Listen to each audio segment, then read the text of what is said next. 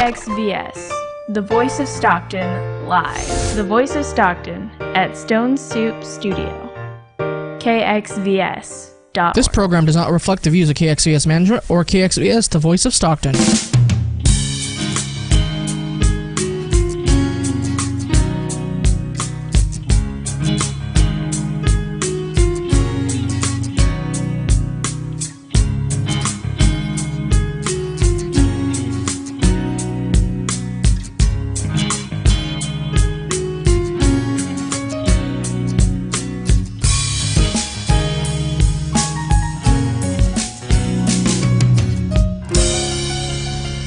Welcome, people, Stockton, people all over the world and California. Welcome to KXVS, the voice of Stockton, on a Monday. Glad to join us. I'd like to get to meet our guest, Steve Bojorques. We'll be talking about the Native American Center, and then Ted Gonzales is his. We'll be talking about general current event that he may want to talk about. It's called commentary. So anyway, whatever it goes. So go ahead, Stephen. What's going on with you today? Well, if it's okay with you, I'd like to start off with a prayer. Okay. So we just bow our heads just for one moment, please. Heavenly Father, thank you very much for bringing us together and to share each other's information and our thoughts and minds and prayers. In your name, Lord Jesus, thank you and amen. And having said that, allow me to say, again, express my deepest condolences to the victims in Texas, in San Antonio, Texas, the shooting that took place yesterday. It was horrible. It was a tragedy, and I just wanted to express my deepest condolences to the victims. So that's what I wanted to say. My good friend Ted Gonzales is here with me. Ted?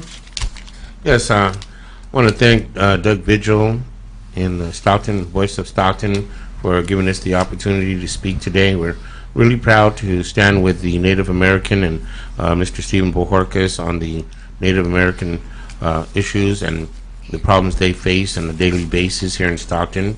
We want to also send a special thank you out to Mrs. Lopez and Sylvia over at Roosevelt School for giving the Mexican American Human Rights Organization a time to participate in the employment fair at their school this last Tuesday, and we're looking forward to the next meeting on the 14th of November there to speak to the immigrants. I would like to throw a question out to Mr. Bojorques. A lot of people have been coming to the office over at the Aztec Center, and they've been asking, well, we're really excited about the totem pole, and someone had put up a totem pole in Victory, and then the next day it was gone. And they asked me to ask you, what's going on with the totem pole, Mr. Bojorques? Glad you asked. What happened was the totem pole was basically made of cardboard, and it was there for a day, but because of security and safety reasons, they took it down the next day. However, it sparked the interest of bringing back the totem pole at Victory Park.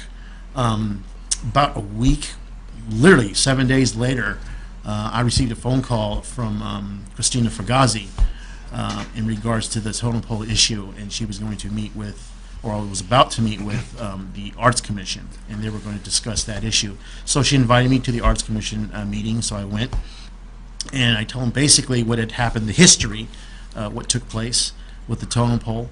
It was taken down in 1999, but it's been down ever since. A lot of people expressed interest in bringing back the totem pole. Unfortunately, because of war and bad economy, it took a long time just to address the issue one more time. I did say it is possible to bring back the pole. I have at least two connections with carve masters who make Native American totem poles.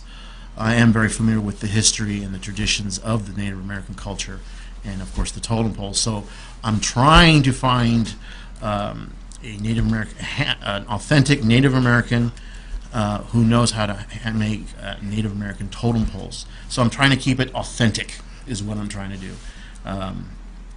The original one came from Alaska, the Tlingit tribe, I believe it was, and then again, I'm trying to bring back that authentic Native American culture. I've already have in my mind, and I expressed this with the Arts Commission and other members of the community, that perhaps have statues. We haven't discussed what kind of material, but statues of individuals that represent the community, holding hands. And each member is holding hands: black, white, red, brown, yellow, Jewish, Christian, Sikh, even members of the LGBT community, holding hands in a circle and having the totem pole in the center of the circle, expressing community and solidarity in the community here in Stockton. And having that Native American spirit, that's what the pole truly represents there at Victory Park.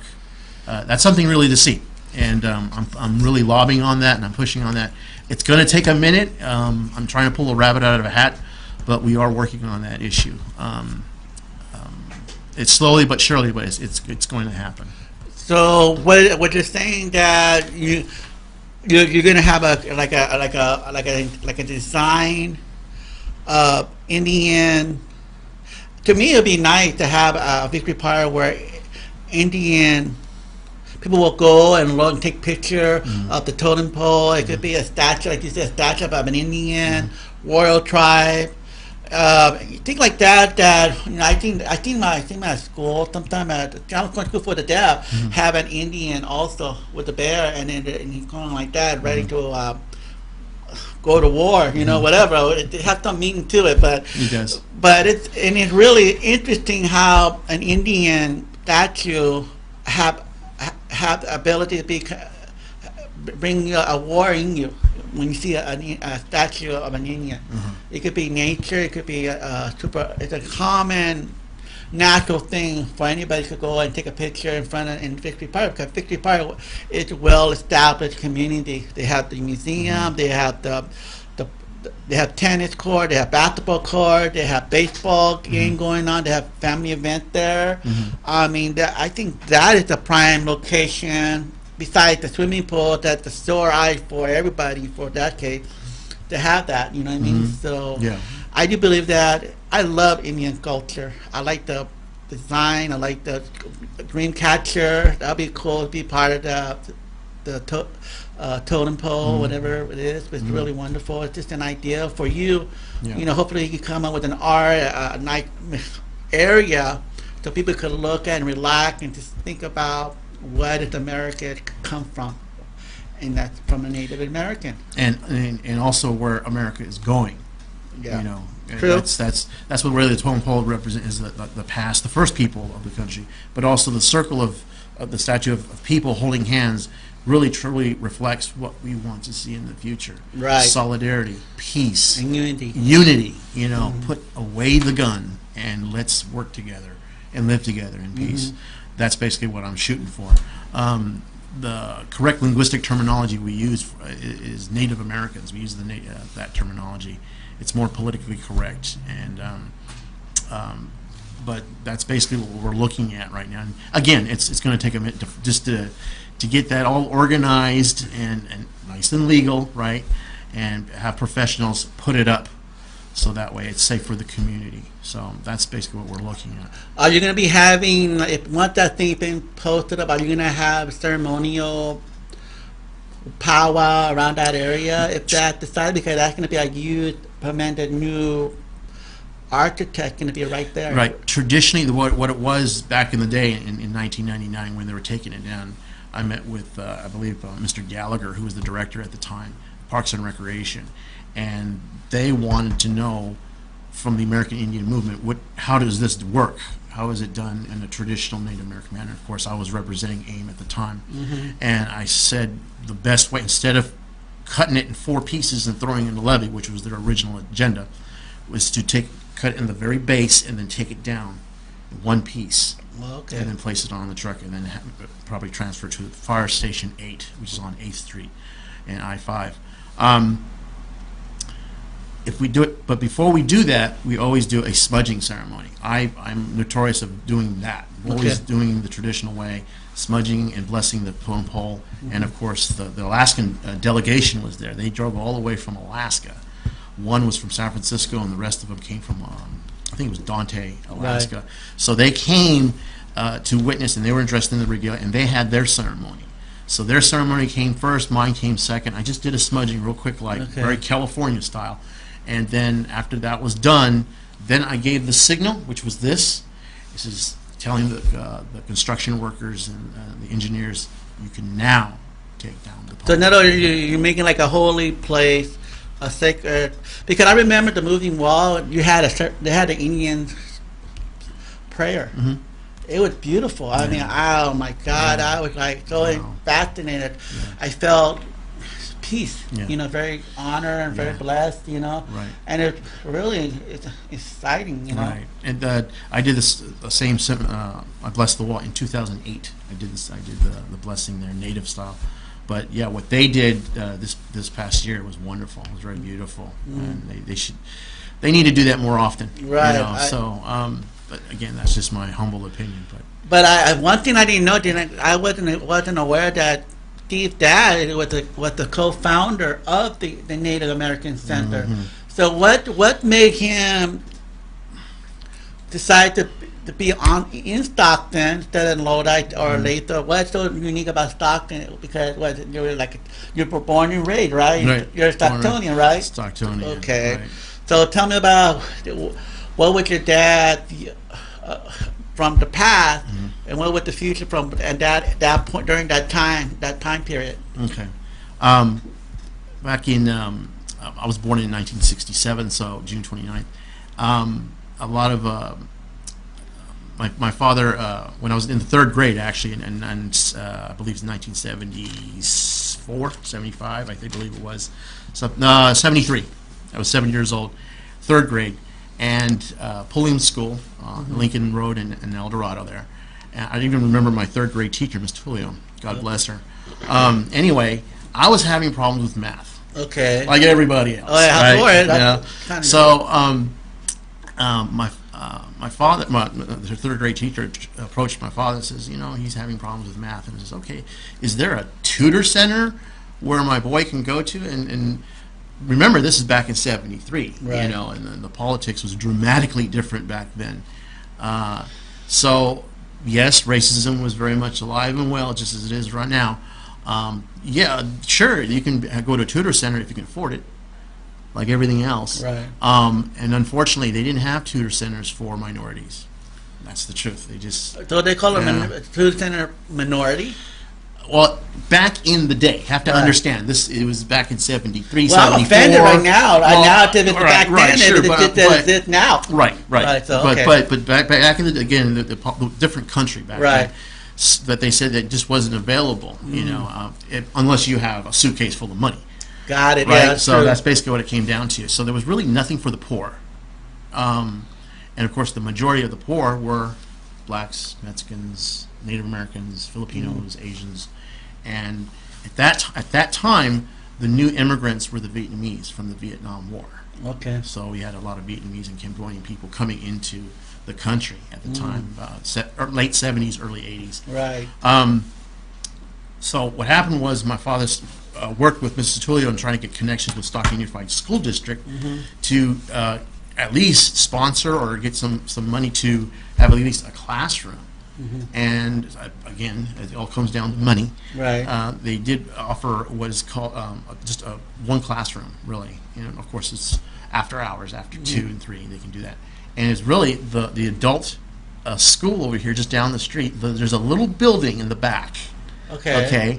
That's where they had their little meetings, and that's how it really got started. The little meetings and discussing how are we going to get this Indian Center started. Okay. So the same.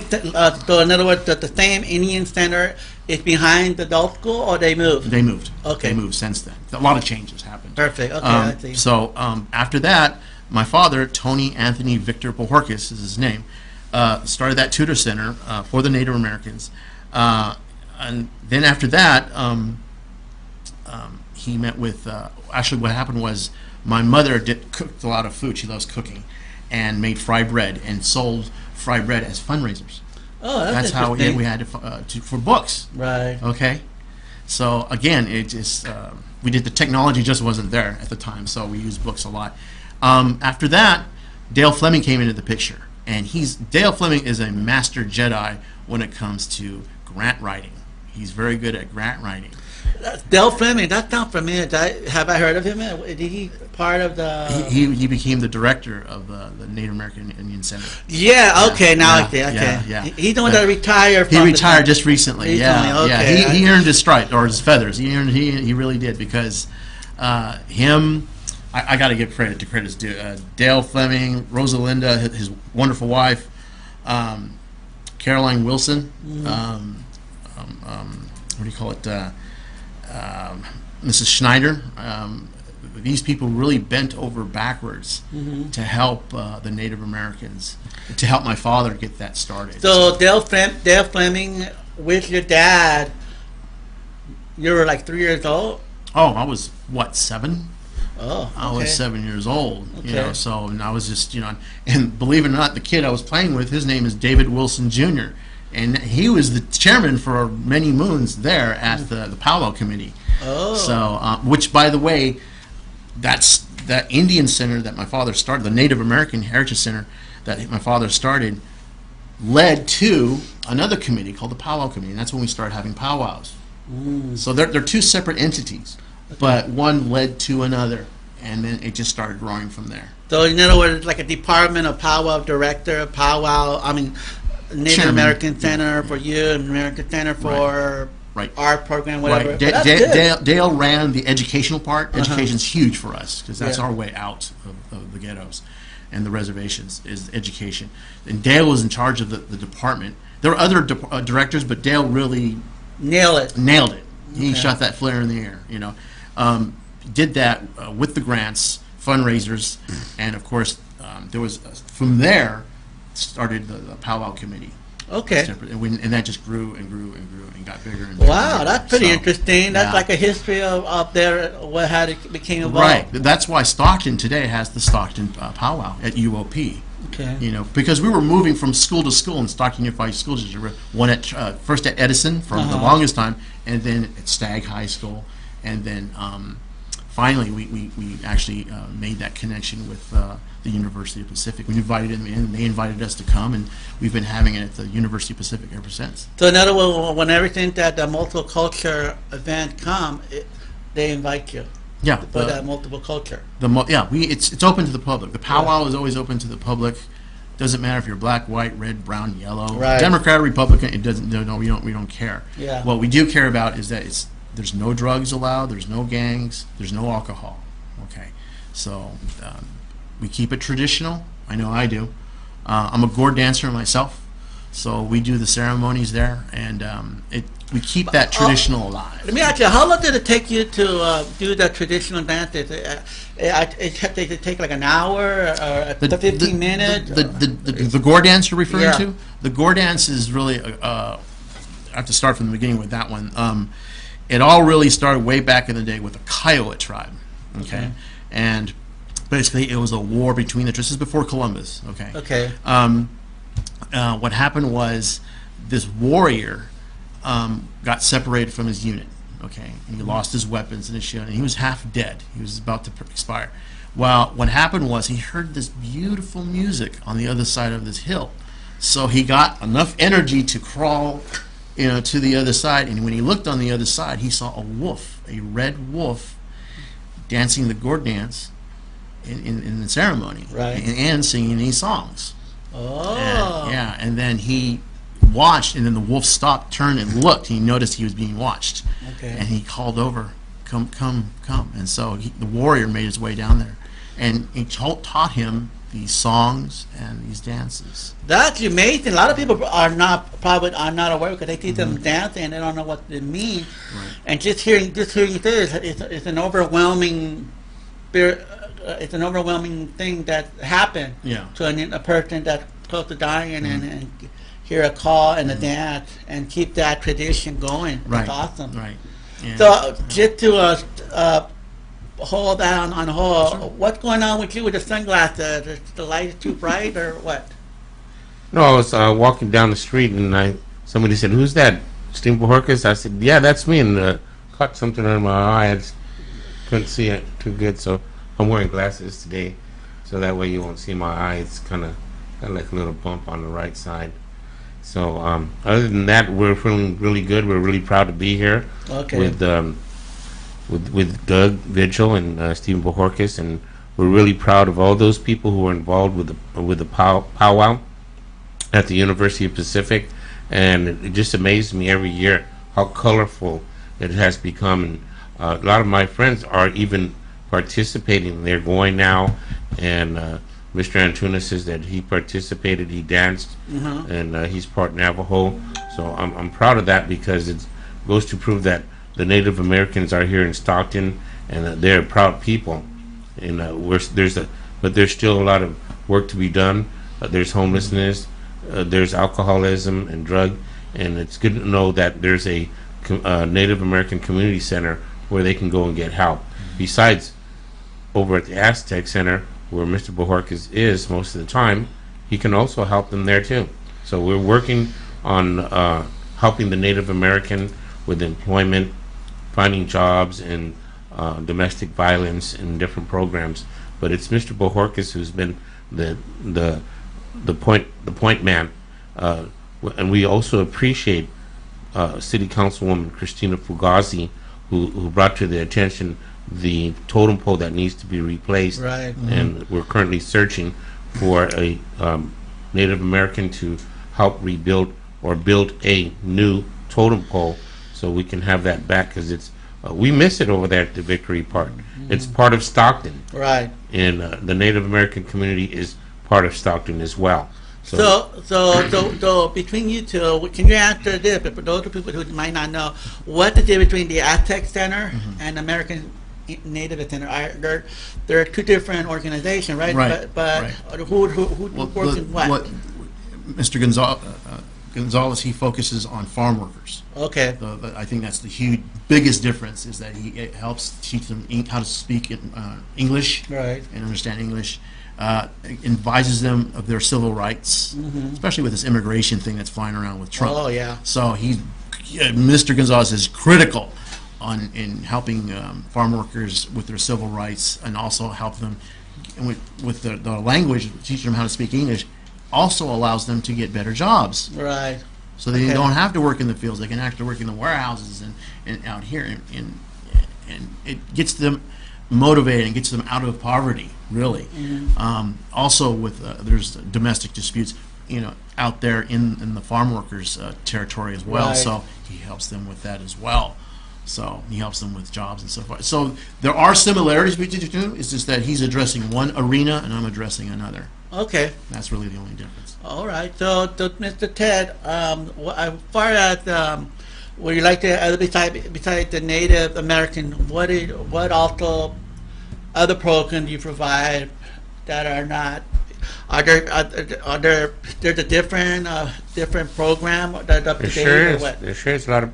We're touching on a lot of different issues at the Aztec Center. We're touching on social issues.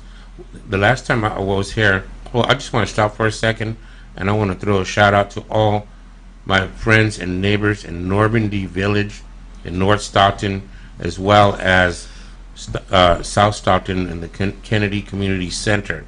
The last time that I appeared on your show, we spoke about homelessness and about the housing market. Property And management property and management. eviction and everything else, yes. And we're looking forward to coming back in a few weeks with Mr. Ostari and speaking about that issue again. At the center, the way we address the homeless situation is that every person is an individual. Everybody has a different set of problems. So they come in, we speak to them, we interview them, and we see where we can place them, either send them to the proper agency to find employment. If they're in need of food, we send them where to get food, and we know that the missionary program is right down the street with Miss Vicky Arnellis, and we're proud of them because we stand together. We stand together with the Victory Missionary program right down the street at 2220, who's going to be having a meeting this Saturday on what is the importance of volunteer in the community. Right. And we touch on those issues too, but it's really great to see programs such as the Dreaming Church, the Dreamers Church over on Wilson Way, where they help with food and clothing. We're trying to make a difference in Stockton, and we asked if the people down there at City Hall are serious. Instead of throwing money away on consultants at $300,000 a year, look at putting some of the homeless people back to work. Look to helping the youth, because our youth are running around our neighborhoods and there's no directions. There's no character. And yes, we know that Fathers Mentoring Fathers is a very important program because it's being duplicated across the country. And so I am currently working with some youth. I had a young man come up to me today and ask me, Mr. Gonzales, there's no work. There's no fair shake in this community for minority men. And I spoke to him, and really proud to say hello to Mr. Dominique, who I spoke to and grew up in my neighborhood, and who's buying his house, and he's ready to make the change and go to Delta College. Wow. He's ready to make a change, but a lot of young men need direction. They need mentors. So I'm available, 18 years old and over, and I'm very proud of the pastor Bob Magaron over with the Stockton chaplain, who's doing his program at Sutter and 2nd Street, and it's a great program. And I asked that for a speedy recovery. We're praying for his wife so she can get well after this heart attack that she suffered. So we are united. We believe that the Native American and the Aztec Center, we have so many things in common. We have a lot of tribes that come to my office. They are Spanish-speaking tribes, and they are looking for a way out of poverty. And the way out of poverty is to utilize all these schools that we have here in Stockton. We have a lot of schools. My favorite school is Delta College, and then you go on to Upper Division, and the gem of not just the county of San Joaquin, but the whole western coast is the University of Pacific, which is a world-renowned school. So I'm proud of these schools that are here in Stockton. They're treasures, something to be proud of. We don't have to focus on the negative, but focus on the positive. And like I said, I'm really proud to stand with the Native American and Mr. Bojorques. Well, Mr. Bojorques, it sounds to me you did a lot. There's a lot of things that nobody wasn't aware of what you have accomplished, which is a good thing. I mean, I really appreciate you coming over here and let us know what you have been done and your dad. That's an honor to have a second generation to carry that out, that his wishes. So I do believe that. I think you should be proud. Thank you. For my humble opinion, education is gold. It's 24 karat gold, but maintaining your cultural identity is equally important. But it's very hard also in this day and age. Everything is hard in this day and age, but you want to maintain that cultural identity. But at the same time, you want to pursue a higher education. I'm a firm believer in a multicultural democracy focused through higher education. Okay, and with that premise, that political premise, you can excel. You can get out of Stockton. You can be a lawyer, a doctor, a judge. Yes. You can make it. But at the same time, a lot of people who don't have degree are well up a lot better than having someone who has a degree. True, because skills. I've actually met people. I won't mention any names, but I've actually met a college professor who can read the blueprints on the schematic and is an excellent teacher, but he couldn't change a tire on the car. Right. Because the degree is great, but you also have to have the skills to apply it. Technology, you have to have those skills. So a combination of both, but education along with the skills, right, and maintaining your cultural identity, that's gold. You'll go far in this world. Well, great. I know you have to go somewhere. Yeah, I do. But any last word, Mr. Ted and Galler, anything like that before the time we close? Yes, in closing, I would like to again thanks 92.1, the voice of Stockton, and Doug Vigil for giving us the opportunity to speak to you today. And we know that there's a lot of listeners out there. We got feedback from San Diego, North Hollywood, and San Fernando Valley that they're listening, and they're really proud of Doug and what he's doing for Stockton. And Doug is a special part of District 4 and the Miracle Mile, here in Stockton, and we're really proud of that. And I want to, God bless you, and thank you for having us here on the program. Thank you so much. Thank you my guests for coming on a beautiful Monday afternoon, and thank KXVS, the voice of Stockton. Goodbye for watching. Bye-bye.